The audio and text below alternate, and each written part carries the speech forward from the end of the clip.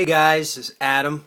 This is my first video of 2017 and I'm really not sure what I'm going to say. So I'm just going to start talking and sharing and see what happens.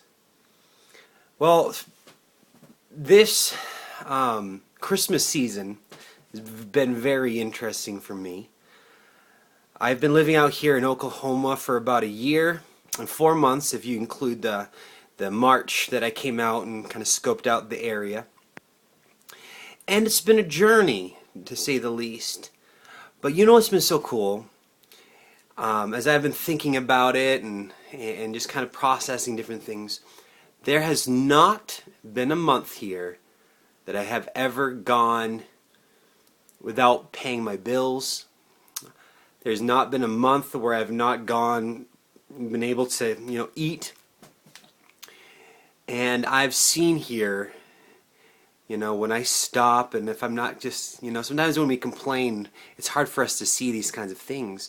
But I've seen here just how much God cares for me, and people do too, And so it's been so cool. But you know what's kind of interesting, living here in Oklahoma? Being away from family, about 2.5 hours away from my closest family. My brother lives in Dallas, but I don't see my family just regularly like I used to growing up.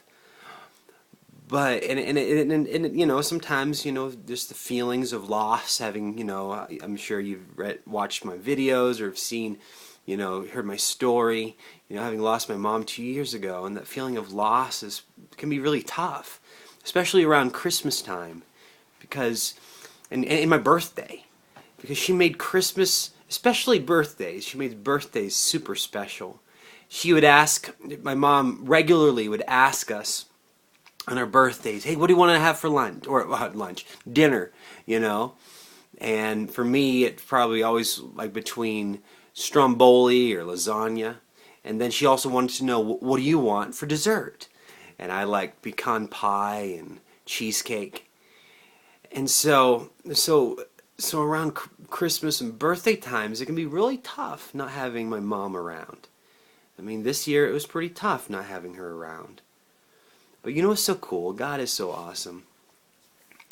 I'm gonna kind of rewind. This summer, I had an opportunity to lead some worship at a small church in New Hampshire, and little did I know that one of the songs I was leading would bring healing to somebody and ultimately impact my family.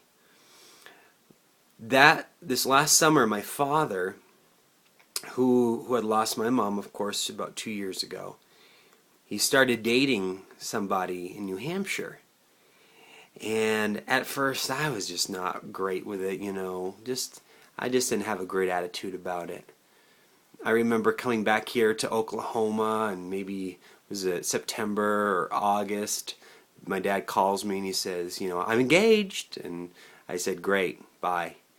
I just didn't have a good attitude about it. But then I would talk to my sisters and just see how much this lady was loving my father, and how much this lady was into worship and really just adored God and who He is. And it started to change my heart. And then we fast forward to December 20th. I flew out to New Hampshire.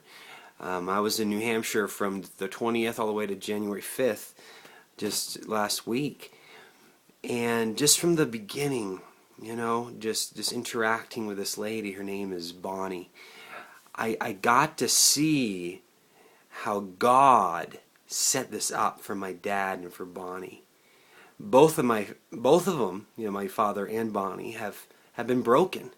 Both of them have gone through their own losses, and both of them, through the relationship with each other, God is using this relationship to bring healing to each other. And I just saw, now having gone through this, I saw that God orchestrated bringing my father and Bonnie together, and then He tenderized our hearts as a family to accept her as not a replacement to my mommy, but as somebody in a position that my mommy did have. And so we call her Mama Bonnie now, and Mama Bonnie, she even asked one day, she said, "Hey Adam, what makes the birthday special for you?" And I told her kind of what I shared with you all. And she ended up hosting a birthday party for me at her house. She had lasagna, and she bought cheesecake, and so stuff like that, it just kind of warms my heart. And she honors my mom. She's put plants out at my mom's gravesite during the anniversary of her passing, and she wants to, she wants a big family, and she loves us all. And so I'm just excited to tell you that on January 1st at 3 p.m., my father, I was the best man, my brother Dana, he was one of the groomsmen, and of course all my family, all my siblings were there, and we watched as my dad got remarried to Mama Bonnie, and I'm just excited to see what God uses this testimony for, that God can take the broken. I remember my father saying time after time, "I just want to be happy again." And God can now use his testimony and let people know that you will be happy again. That God is faithful. He hears your cries. He's there in the center of the brokenness. God is there in the center of the storm, in the center of the valley of the shadow of death. "I will fear no evil, for you are with me. Your rod and your staff, they comfort me." And so whatever you're going through, just know that God is in the center, and he's going to work it all out together for good. I know, we hear stuff like that, and we say, "I didn't want to hear it." I was that guy. I didn't want to hear people saying, "God's going to use this for his glory. He's going to get you through it. He's going to turn your mourning into dancing." To me, at times, I did not want to hear all these Christianese things. But as time progressed, these Christianese things became truth. And it became a life to me. When in the midst of death, I have peace that passes understanding, that truth, that verse becomes so real. When I'm going through sickness and not feeling good, and I'm saying, "God, by your stripes I was healed," and I don't feel a change right off, but as time progresses and I feel better and better and better, I say, "God, I thank you for that healing." Bless those, sometimes I might say, bless those that are in chronic pain. Bless those that don't feel good. Heal them. By your stripes they're healed. You're the great physician. And so just understand that God is for you. He fights for you. That whatever you're going through, maybe there's a time in your life I feel like we have seasons sometimes, and you feel like you're in a dark season. Hold on to Jesus. When I was going through the hardest time of my life, I think to myself, people say, "How can there be a good God when death happens to those who are good? When bad things happen to good people." You know what I say? In those times where bad things are happening to good people, God was my anchor.